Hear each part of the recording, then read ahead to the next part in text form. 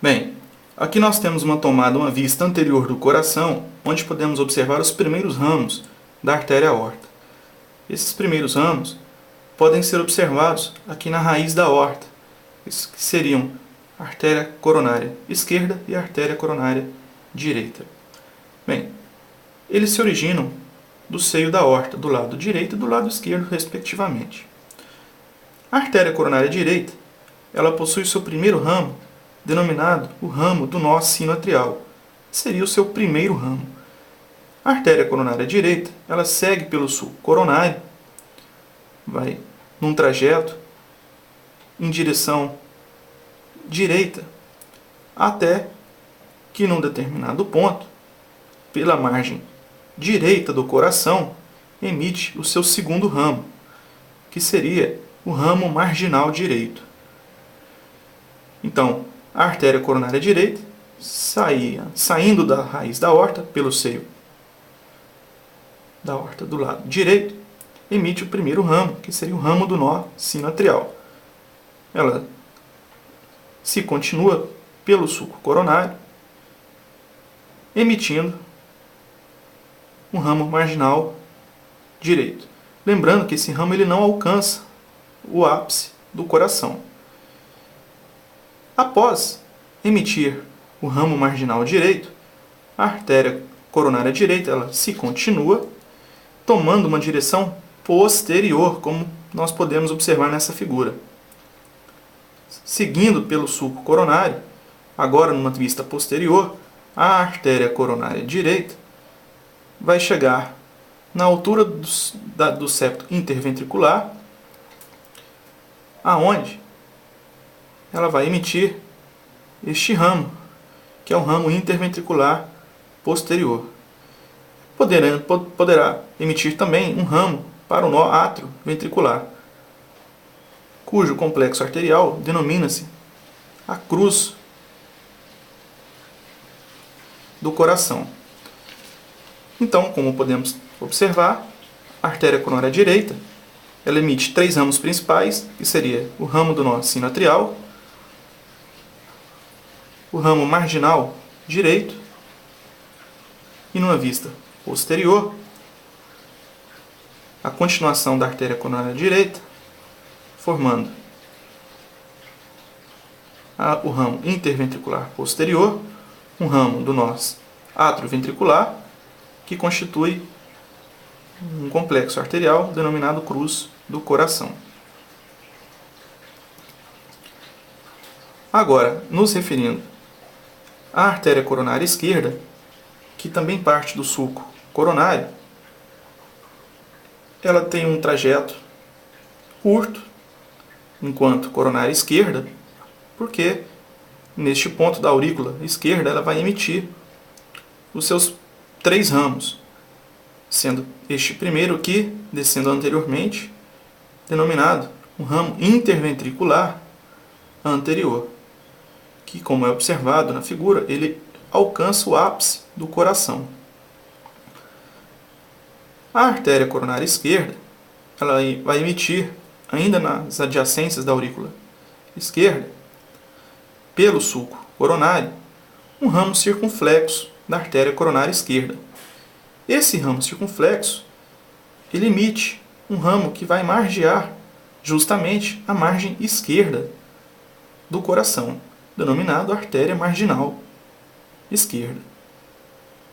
A artéria circunflexa, que seria o ramo circunflexo da artéria coronária esquerda, contornando o coração antero-posteriormente, como podemos ver agora na vista posterior, ela se continua e esse ramo circunflexo vem para a região que também se localiza o ramo interventricular posterior. E esse ramo circunflexo pode, em 33% dos casos, formar o ramo interventricular posterior, que na maioria dos casos é formado pela artéria coronária direita. Então, como podemos observar, a artéria coronária esquerda ela vai emitir 3 ramos, sendo os principais o ramo interventricular anterior, que vem pela região interventricular até o ápice do coração. O segundo ramo artéria circunflexa, que seria o ramo circunflexo da artéria coronária, deixamos o ramo, que seria essa artéria marginal esquerda, e a artéria circunflexa pelo sulco coronário se continua contornando o coração, indo para posterior, podendo, em alguns casos, formar o ramo interventricular posterior. Bem, após vistos os primeiros ramos da artéria aorta, vamos observar a drenagem venosa do coração. Essa dilatação localizada no sulco coronário, na região posterior do coração, denomina-se seio coronário. O seio coronário ele é formado a partir de todo um leito venoso que se situa no coração, ou seja, drenando todo o tecido cardíaco. Podemos observar, vindo pelo lado esquerdo, a veia cardíaca magna. Vindo pelo lado direito, a veia cardíaca parva, juntamente com a veia interventricular posterior. Essas veias, em suas confluências, tributam e formam o seio coronário, de modo que todo o conteúdo que é drenado pela veia cardíaca magna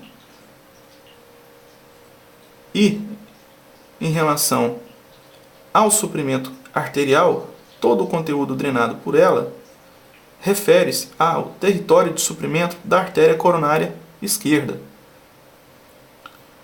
juntamente com a veia cardíaca parva e a veia interventricular posterior, que, por sua vez, são responsáveis pela drenagem do território suprido pela artéria coronária direita. Então, a veia cardíaca parva, a veia interventricular posterior vão tributar aqui no seio coronário, da mesma forma que a veia cardíaca magna